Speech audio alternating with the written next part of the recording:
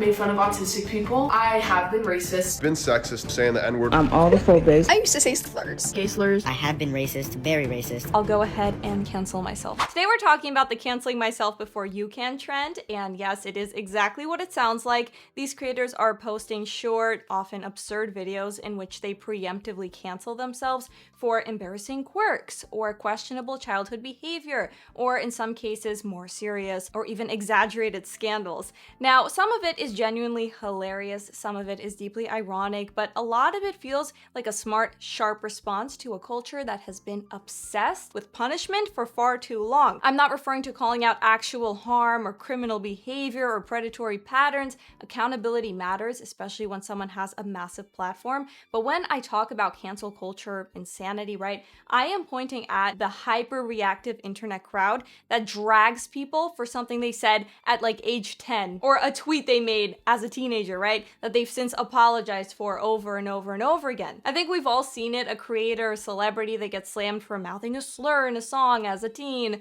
or for making a tasteless joke years ago, and even after apologizing and showing growth, they're still treated like they're irredeemable. So instead of waiting for someone to dig up an old mistake, creators are now throwing it out themselves, right, turning their past into a bit or sharing exaggerated or ridiculous confessions before anyone else can weaponize that. For a culture that has stopped understanding nuance. But of course, as always, context matters. What did the person do, and what are they now doing differently? So today we're going to unpack why this trend works, react to some of the videos, and dive into the psychology behind all of it. And perhaps I'll even cancel myself at the end. But before we start, make sure you are subscribed, or I will cancel you right now. Before I get famous, I've been racist, I've been sexist. There might be a video of me out there saying the N-word when I was like 16. I've made fun of autistic people. I said the R-word multiple times too. When I was 17, I made a whole bunch of pedophile song parodies and posted them online. Shane Dawson? High possibility that a video of me under the influence of some sort of drugs could be found. I have made fun of autistic people, and I'm sorry about it, but I have been racist before in my life. If I'm walking alone at night and there is a black person behind me, I will be a little nervous. But at the same time, I feel like we don't give old creepy white men enough credit, because I would be just as scared if there was a creepy white man standing behind me. When I was in high school, I was the plug. I did pre-orders before school. When I was younger, after I came out, I used to run this big fan page on Instagram. Basically, I used to have all my supporters call me Gay Jesus. There's actually a TikToker cosplays as Jesus, but like gay Jesus. I wonder if that's where she got that idea from. On this same account, me and my friend Rosie, we used to like rage debate really hard. So we would always like post stuff about us dating, even though we've never met each other in person. But we would go online and post stuff about us dating and stuff like that for like attention and like views and shit. High school and middle school, I used to make my white friends like say the N-word because I thought it was funny. I think y'all know by now that I have a really dark sense of humor, especially like in middle school. So there was one time I had like this white hoodie and like I made it, you know, point up, and then I basically said that I was going to be the KKK or like the white people. Like instead of going out to the black people, I was going to go out to the white people. I mean, it was a joke, but that picture is floating around somewhere. Don't worry, white folk, I'm half your kind, okay? I have been known to say some homophobic, racist, and sexist jokes. However, I'm a changed man and I no longer say the homophobic ones. I kill every bug I find in my house. How is that controversial? What are we supposed to do? Take the bug and gently place it onto a leaf outside? I'm sorry, no. That thing is getting stepped on. I'm not an animal lover. I love my animals, but I don't like yours. And I really don't like yours if you have a pit bull. I don't know why this would be cancel worthy. I like my cat. I love cats, doesn't matter what your cat looks like, especially those hairless cats. I love, if you have that kind of cat, you are so lucky. What is it, a Sphinx cat? Eventually I would love to get a Sphinx cat, but I also really want a Chihuahua one day. I say every word in a rap song when I'm by myself. Every word. There's no word that's skipped. I'm not driving in my truck and putting my hand over my mouth. I'm just saying it. If they don't want me to say it, don't put it in the song. Thank you. There's a collective fatigue around the outrage to apology pipeline. It's a breath of fresh air. It lets people take back the narrative through humor. For many, it's not even rooted in fear at all. It's defiance. There's something powerful in saying, yes, I am flawed. Yes, I have made mistakes. So have you. Let's move on. In today's world, though, confession equals clout, and apology videos get more views than the original offense sometimes. But this trend flips that script, right? Because people aren't groveling. They're mocking the idea that they'd even need to in the first first place. People are still being fired or expelled over slight missteps. Even when mistakes are old or minor, right? The internet does not forget. And social media might be constantly looking for the next big thing, but it holds a grudge. So while this trend feels carefree on the surface, the fear underneath it may still be real for a lot of people, and understandably so. So there is the group that does not care anymore. And that's a growing number of people. But there's also a lot, especially creators, right, who are genuinely afraid of being canceled. So they're like, okay, this is what I did. I told you, so now it's okay. And if that's you, get over it. You did what you did. If it's really bad, apologize and move on. Vote based off of far left or far right. I vote on the ideal, who I think is the ideal candidate. Agreed. There was an autistic kid at school that used to skip very aggressively up and down the hallway. I used to skip behind him. He thought it was hilarious. I thought it was hilarious, and so did everybody else. We had a great time. I'm sure there's a ton of videos of me out there with me saying things that I probably shouldn't, but back in 2012, everybody said it. That probably doesn't make it right.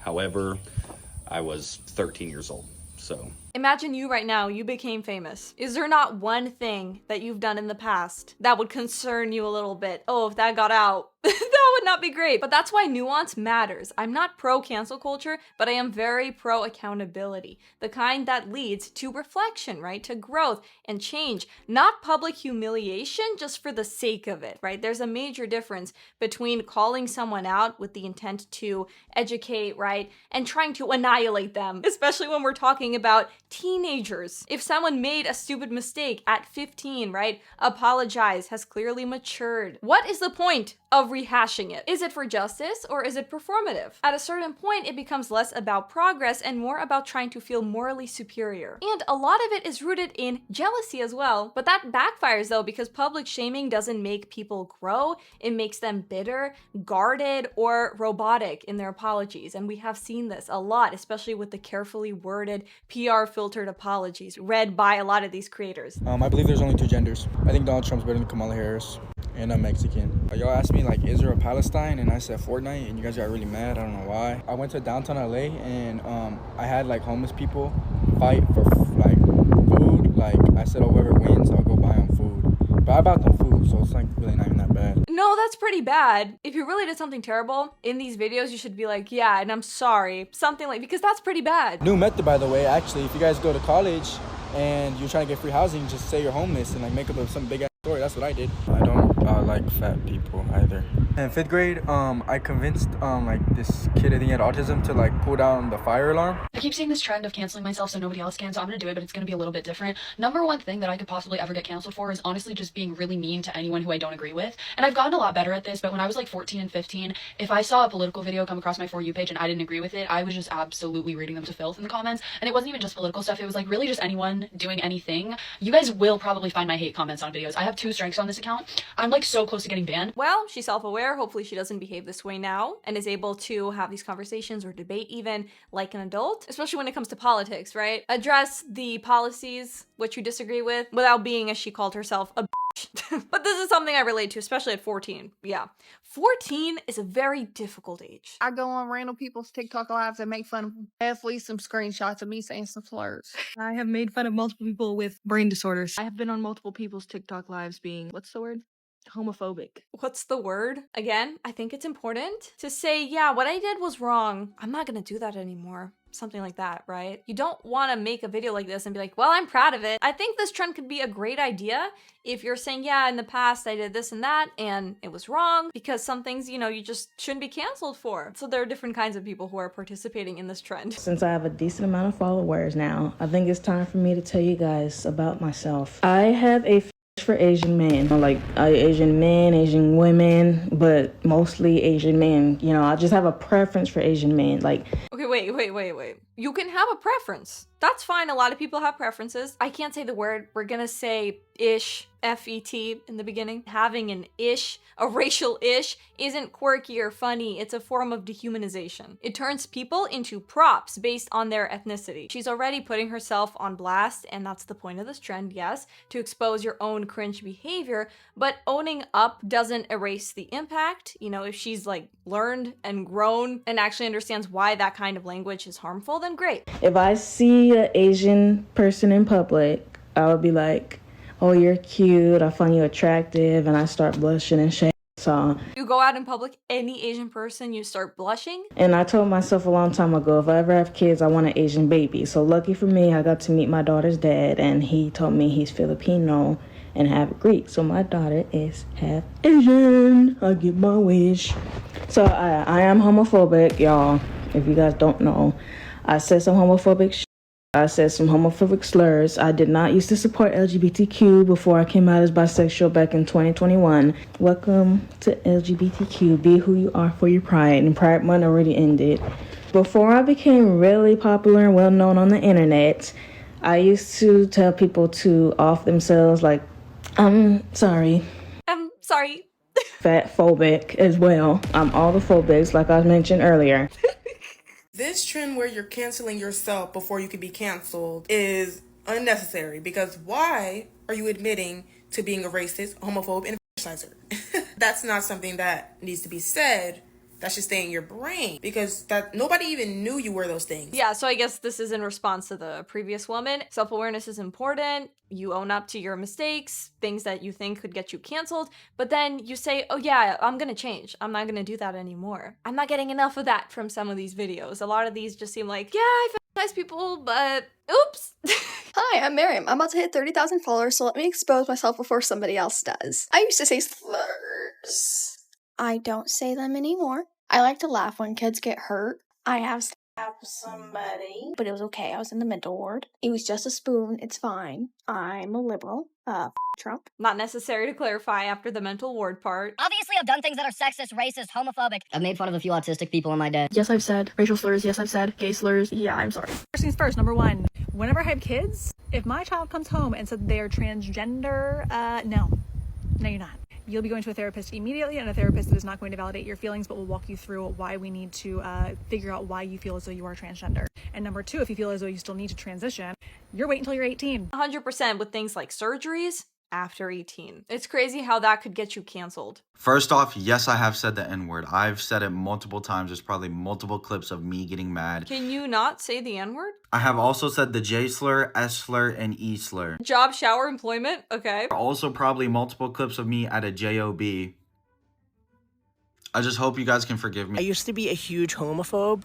That was when I was in the closet, but I still do love to use the F word and the D word as far as that goes. I've sold my body for $5 and 2 tall boys, and you will probably find my profile on Life looking for a sugar mama. Roasted a lot of people on the internet, but most of them did deserve it. I did make my 11th grade teacher cry once, but it wasn't because he was Asian, it was because he was a moron. What? Refer to myself as the R word. I do fat shame my friends sometimes. I take a lot of medications, and I'm an Eagles fan. Think of what else. Oh, I smoked a lot of crack. I've been very fat phobic throughout my life. That actually hasn't gone away. That's something I'm still working on. I don't know, for some reason I can't seem to be able to stand fat people at all. I have been racist, very racist, mostly towards black people, so I feel like that cancels out. I've been sexist, but not really to a point where it's cancel worthy. You know, the whole women can't drive thing. I've said that a couple times. I've been homophobic just a little bit. You know, I've used gay as an insult. I mean, it's the typical things. I'm not homophobic anymore. I have said the C and F slur a couple of times in my life, which I shouldn't have done. I'm taking accountability, but I don't do that anymore. I'm a changed man. Okay. Of course, some of these situations genuinely do warrant public outrage, right? Like take James Charles, for example, who has multiple allegations involving minors. That is not something to joke about. That's serious, and it should be addressed seriously. But someone saying something offensive, again, as a teen, just a lesson, okay, move on. I think a lot of these people, especially in Gen Z, they got used to this constant scrutiny, and now they're using humor as armor. So if I say it first, you can't expose me. If I laugh about it first, you can't control the narrative. It is strategic, right? It is protective. It's clever. It's no longer, I'm sorry. It's, I've already told you everything. I'm still here. I've made mistakes. Who hasn't? And I respect that. But again, it depends on what you did and how you've handled it since. Not every scandal can or should be dismissed with a punchline. But if you were just immature or misguided and you've grown, cancel yourself and move on. I think to be canceled, though, you have to genuinely care about the general public's approval and random people's opinions of you, and I can't really say I do. And more people my age feel the same. I think that's actually a healthy shift. But in the spirit of the trend, I'll go ahead and cancel myself. So there may or may not be a video out there of me dressed as a killer clown setting an orphanage on fire and strapping puppies to bombs, but I have changed my ways, all right? And I am sorry. Kidding, for real this time. So let's go back in time. I've changed a lot in like the past 5-10 years, but as a kid, I was undeniably chaotic. A very strange child for sure. First thing that's kind of problematic is that at age 7 or 8, when my friends would come over, I used to lock them in my room and then tell them that there were monsters outside, and I would keep them trapped until they were genuinely like terrified, screaming, and I thought it was the funniest thing in the world. I also played this game with them and my younger brother. I would chase them with this hair that I found, and if this hair touches you, you will die. And they were so scared. It's not okay. What else? Oh, one time this girl in class told me that she believed in Santa, and I could not let that slide, so I kept telling her Santa is not real, and she started crying eventually. I got in trouble for it. Sorry, the truth hurt your feelings, girly. It was actually heated. We were in class, like she started screaming, Santa's real, Santa's real. I'm like, no, he's f***ing not. And she started crying and I thought it was funny. I'm not sorry. Also, when my cousin and I went to Disney World, we became pros at skipping lines by pretending we had a family member waiting for us at the front, and it was very effective. Like 3 times we managed to do, and then someone caught us, so we stopped. Oh, also in middle school, around age 13, I got suspended. So my friend and I had a falling out with this other girl that we were friends with, and she was a redhead. That's important for the story. So as revenge, we started sending her creepy pictures of redheads that we had found online, which we thought was hysterical. She didn't though. She printed out the screenshots, came in with her mom, and brought them to the school counselor. So he's like explaining this to my mom and expecting her to be like, oh, Misha, how dare you do this? She's like, yeah, so? My mom was like, yeah, and so what? Why is she being so sensitive? And he didn't like that. And he's like, yeah, well, she's gonna be suspended. The other girl should have been suspended as well, but her father came in and he was like, no, she has to focus. She's trying to get into this school and, you know, she has to focus on her academics. And he gave her detention and I had to be suspended. We did the same thing. He begged on her behalf, like to get detention instead of suspension. So meanwhile though, my mom showed up, fully on my side, refused to play the apologetic parent. So I got a week off, enjoyed it very much. And I never had an issue with my grades, so nothing really happened. I made up the work and then got to chill at home. I don't know if any of this is really cancel worthy. I haven't been a drug dealer or made homeless people fight or anything like some of these TikTokers, but I was a bit of a troublemaker, especially as a kid and a teen for sure. Am I sorry? No. The other girl should be sorry. Oh, and I used to cycle through sexuality, identities, and labels throughout middle school and high school with a few different friend groups for oppression points. And yeah, it was very performative, but I've already told you that. If that's cancel worthy, then a solid chunk of Gen Z girls are going down with me. That's a very popular thing to do, especially in your teen years. If being trans had been the dominant trend back then, I probably would have adopted pronouns too. I loved flannels, for example, so if I showed up in one that day, I probably would have suddenly been a he, she, they, it. Or maybe I wasn't that far gone. I don't know if I would have done that. Oh, when I was around 10, there was this obese girl who kept making fun of my teeth because they were sharp and fang-like, these ones, right? And honestly, I thought they looked pretty cool. They make me look like a vampire. So she kept calling me a vampire and mocking me, so I called her a fat ass bitch. And then she threatened to fight me, and I said, okay, let's go, fatty. So we nearly threw hands, but we were stopped by a cop who was driving past the playground. I kid you not, as we were preparing to fight. She was my childhood nemesis for a while. 90% of the time, I wasn't starting anything. It was a response. In general, though, like, I wasn't violent physically. I only punched one person, and they deserved it. They're like, what are you gonna do, punch me? So I punched them in the face. But I was young. Again, I was like 12. But of course, some of this behavior was obviously petty and childish, probably because I was a child. And frankly, a lot of the drama was funny, so I'm not really sorry. For some of it, yes. Most of it, no. Anyways, that would be my pre-cancellation package. So now it is your turn. Confess below. Would you ever cancel yourself before anyone else could? And what would your scandal be? Again, let me know in the comments. Also remember to subscribe and hit the notification bell so you can see more videos like this. And like and share the video, and I'll see you in the next one. Bye.